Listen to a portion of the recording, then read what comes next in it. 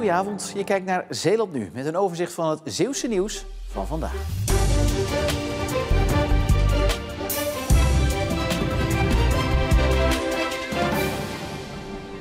Voor het eerst in 15 jaar werd vandaag de Nimrod in Zeeland georganiseerd. Het nationale kampioenschap voor apporterende jachthonden. In de polder bij Wilhelminadorp. De Nimrod is het hoogste van het hoogste in de wereld van wedstrijden voor jachthonden. Jezelf opgeven kan niet. De honden worden geselecteerd op eerdere wedstrijden. Ook bijzonder, een hond mag maar 1 keer in zijn leven meedoen. Er staat dus veel op het spel vandaag.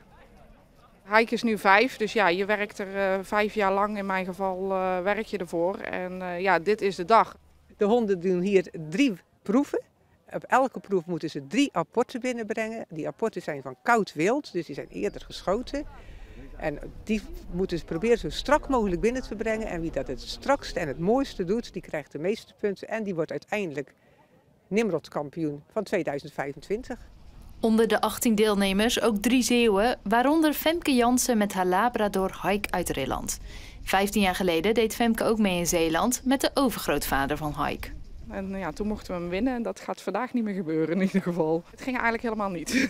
nee, hij moest 3 apporten halen en hij heeft er 2 gehaald. En ja, de duif, daar ging het eigenlijk op mis. En ja, ik zeg al, hij heeft nog nooit zo slecht geluisterd als vandaag. Het zal misschien ook een beetje alles eromheen zijn. Het is voor zijn hond natuurlijk heel imposant, al die mensen. En, dus ja, het kan zijn dat hij daar een beetje moeite mee had. En hoe sta je hier dan nu, als het dan toch niet zo goed gaat? Ja, dat is even balen. En natuurlijk, want ja, je gaat voor de winst. En ja, die is nu gewoon even weggevallen. En, maar goed, we gaan er alsnog gewoon een mooie dag van maken. En hij is nog net zo lief als vanochtend. Dus. Brand in het ruim van dit schip in de haven van Terneuzen. Gisteravond ontstond het vuur in een berg schroot die aan boord lag. Blussen bleek niet mogelijk en dus moet het ruim van het schip 24 uur luchtdicht gehouden worden en gevuld worden met stikstof. Komende nacht is het vuur dan, als het goed is, helemaal gedoofd. Kick-out Zwarte Piet wil net als vorig jaar ook dit keer weer demonstreren tegen te zwart geschminkte pieten bij de Sinterklaasintocht in Ierseke volgende week. De organisatie, die dit jaar voor het laatst actief is, zegt dat er nog steeds zwarte pieten aanwezig zijn en zij pleiten juist voor een racismevrije Sinterklaasintocht. Vorig jaar demonstreerde Kick-out Zwarte Piet ook in Ierseke. Inwoners gooiden toen eieren naar de 20 demonstranten. Een 46-jarige vrouw uit Vlissingen is gisteravond met een klap tegen deze steen tot stilstand gekomen nadat ze een stopteken van de politie negeerde. Ook ramde ze een bestelbus bij haar actie. Ze bleek onder invloed en had harddrugs in haar auto liggen.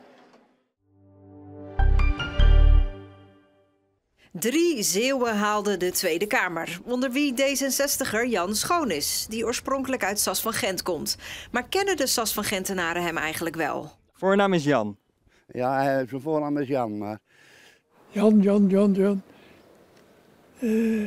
moet je hem denken? Nee, kom niet erop. Ik denk dat hij bij de PVV hoort, in de partij van de PVV. Want hij komt uit Sas van Gent. Ja. Nou weet ik het. Schoonders. Jan. En wat doet hij? Oh, die zit in de Tweede Kamer nou heel. Wat hoopt u dat hij voor Sas van Gent kan betekenen?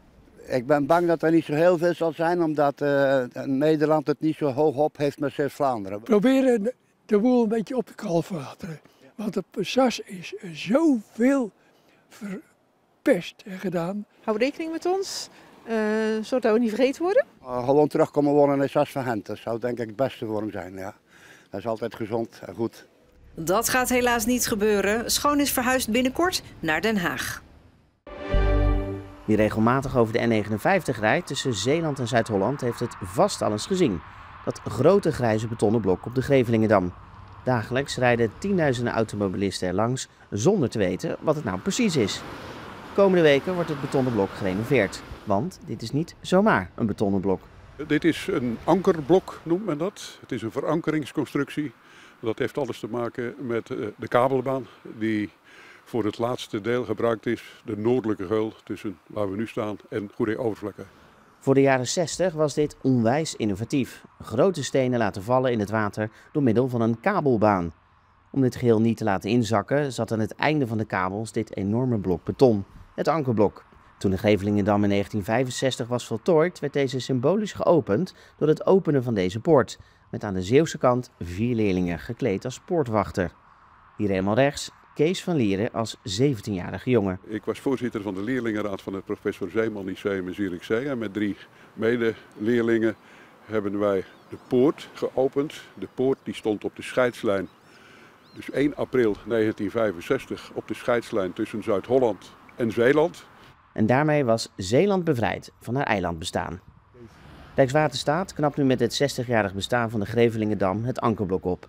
Kees van Lieren hoopt dat er nog wel een informatiebord komt, zodat in de toekomst iedereen weet wat dit blok beton nu eigenlijk voorstelt.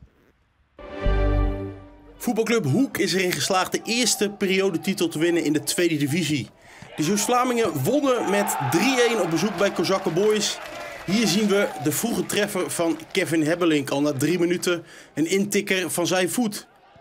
Kozakke Boys en Hoek zijn beide promovendi uit de derde divisie. Maar Hoek doet het onwaarschijnlijk goed. Het slikt hier weliswaar in de eerste helft nog de gelijkmaker van Kozakke Boys. Het doelpunt is van Mark Veenhoven. Maar in de tweede helft zal de Zeeuws-Vlaamse formatie de wedstrijd naar zich toe trekken. Dinsula koud in het veld. Vanaf de strafschopstip zorgt hij 10 minuten na de rust voor de 1-2. Clubtopscorer was niet fit genoeg om te starten. Maar helpt Hoek dus aan de overwinning. Dat geldt ook voor deze invallen. De jonge Zeeuws-Vlaming Marnik Steenpoort. Hij is op weg naar de 3-1. Maakt hij ook en dan is hij binnen. De eerste periodetitel in de tweede divisie voor Hoek, de promovendus. Dat ook koploper blijft op het hoogste amateurniveau van Nederland. Vandaag begon de dag met een mooi zonnetje en lokaal in het binnenland wat grondmist. Rond het middaguur trok vanuit het westen bewolking binnen met lokaal ook wat lichte motregen. Vanavond is het eerst nog overwegend bewolkt, maar gedurende de nacht trekken er ook opklaringen over. Het koelt af naar zo'n 9 graden in het binnenland tot 11 langs de kust. In opklaringen kan er lokaal landinwaarts wat grondmist ook ontstaan. Morgen is een redelijk zonnige dag en er staat een matige westenwind. De temperatuur die loopt op tot een graad of 14 en aan de kust blijft het thermometer steken op zo'n 12 graden. Dan de vooruitzichten.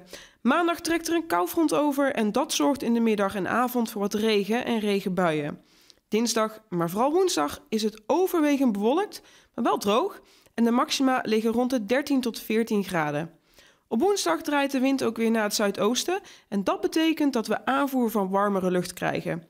De tweede helft van volgende week lopen de temperaturen dus weer iets verder op. En tot zover en ook graag tot zo, want dan ben ik bij je terug met Zeeland de Week. Voor het geval je niet al het nieuws hebt meegekregen deze week. Dus graag tot zo.